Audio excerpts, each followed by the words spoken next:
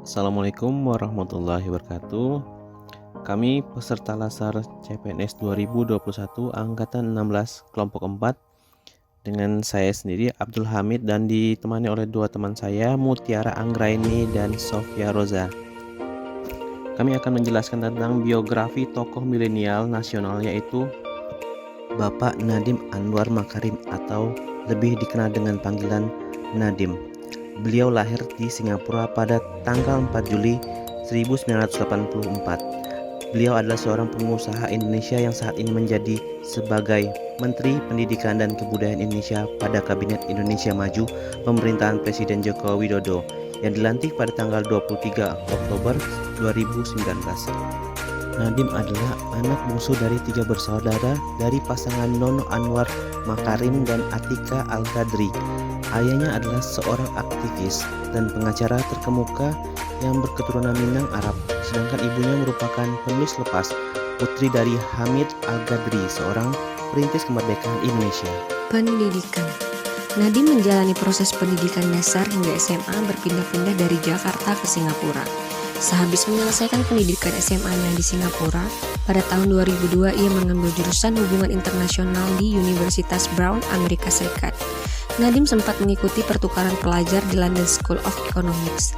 Setelah memperoleh gelar sarjana pada tahun 2006, 3 tahun kemudian ia mengambil pasca sarjana dan meraih gelar Master of Business Administration di Harvard Business School. Setelah menyelesaikan sekolahnya di Harvard dengan gelar MBA, Nadiem memutuskan untuk pulang ke tanah air dan bekerja di McKinsey & Co. Nadiem menjadi konsultan McKinsey selama 3 tahun. Karir dan bisnis. Ia merupakan pendiri Gojek, sebuah perusahaan transportasi dan penyedia jasa berbasis daring yang beroperasi di Indonesia dan sejumlah negara Asia Tenggara seperti Singapura, Vietnam, dan Thailand.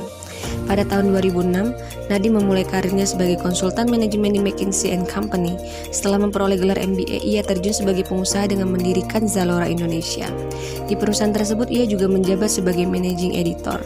Setelah keluar dari Zalora, ia kemudian menjabat sebagai Chief Innovation Officer atau CEO Kartuku, sebelum akhirnya fokus mengembangkan Gojek yang telah ia rintis sejak tahun 2011. Saat ini Gojek merupakan perusahaan rintisan terbesar di Indonesia.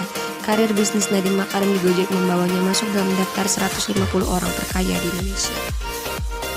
Pada tanggal 22 Oktober tahun 2019, Nadiem secara resmi menyatakan bahwa dirinya mengundurkan diri sebagai Direktur Utama Gojek setelah pagi harinya dipanggil oleh Presiden Joko Widodo ke Istana Negara.